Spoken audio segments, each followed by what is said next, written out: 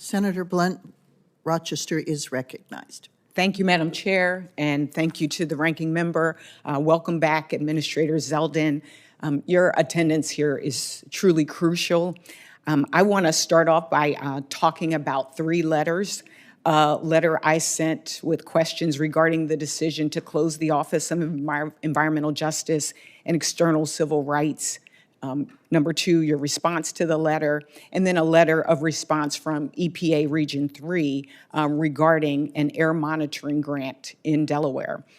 I ask unanimous consent to submit all 3 letters into the record. So ordered. Thank you. I want to start again by talking about just a basic question, which I think I know the answer, but do you believe people have a right to live in an environment free from harmful pollutants? Yes, Senator. Thank you.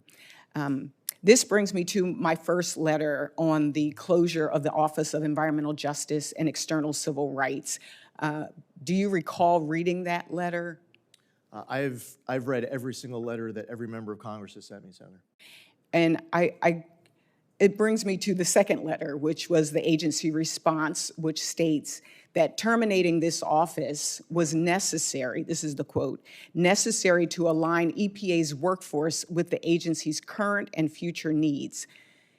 This office oversaw a grant that helped constituents in my home state of Delaware monitor and assess air toxics from a nearby industrial facility. This Newcastle County community relies on this data to let them know when they need to possibly shut their doors or windows to protect themselves and to protect their health, which brings me to the third letter. Apparently, this grant was terminated because it's no longer consistent with the agency's funding priorities or priorities in general. The EPA's mission, as you've stated, is to protect human health and the environment. Does giving people access to accurate air toxic measurement protect human health, in your opinion? Senator, first off, this applies to all grants that are canceled. There was something inside of each grant, and that doesn't mean that there was some aspect of the grant that was an issue.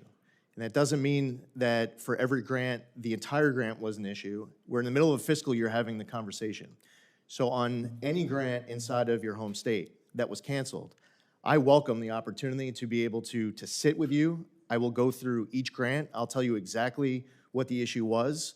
And as we go through the rest of the fiscal year, we can see what we are able to get out the door with the money that's appropriated by Congress. But I know for a fact that every single grant that we canceled, there was something in it that caused that grant to get canceled.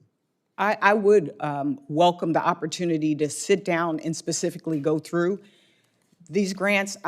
You know, when we met, I expressed concern that there were communities that for decades maybe lived on a highway corridor or maybe next to a facility that they didn't even know the impact on their health. And so a program that actually helps people measure and monitor and be able to protect themselves, we need to be doing more of that, not less of it. And so I think it makes sense. I think it's short-sighted because ultimately we're gonna pay with sicker people. We're gonna end up paying more money. And so I'm looking forward to following up with you on that grant. I also understand that you've been sharing and you know, sort of touting your first 100 days and the 100 environmental accomplishments. I'd like to discuss a couple of those items from the list. Item 48, blocked illegal pesticide imports totaling over 200,000 pounds across multiple regions. Item 71, work with U.S. Customs to stop illegal pesticide imports at multiple ports. Item 72, blocked over 56,000 pounds of unregistered pesticide products from entering through Region 4 ports. These kind of all sound like the same thing, but I'd like to give you an opportunity to share how these accomplishments differ, especially, you know, since this is one of the things that you've been really vocal about and sharing. So the way that the list was compiled was from feedback inside of headquarters as well as each of the regions. So all 10 regions submitted a list of their environmental wins inside of their region. So there might be a win inside of that was submitted from Region 4 that might be similar to what another region had did that was an important win for their region. And the challenge for our team was that we wanted to release 100, and the person who was running point had 1,500 to work through. Part of that included the same win referenced more than once, and we worked on getting it down to a top 100 list, but that's the process of how we got to this list. Okay, so that's the process, and so it's maybe more like 98 wins in 100 days? I could actually give you another 100 on top of it if you want. Could you do this?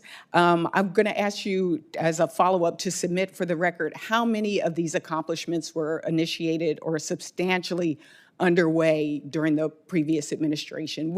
I would appreciate that. And I'll give you the first example that comes to mind is the LA wildfires happened a week before Inauguration Day. President Trump came in, he signed the executive order. That was before I was even confirmed, saying that we need to complete hazardous phase 1 material within 30 days before Army Corps came in to do their phase 2 debris removal. The wildfire response started a few days before Inauguration Day, and we took great efforts to make sure that was done within 30 days, which it was.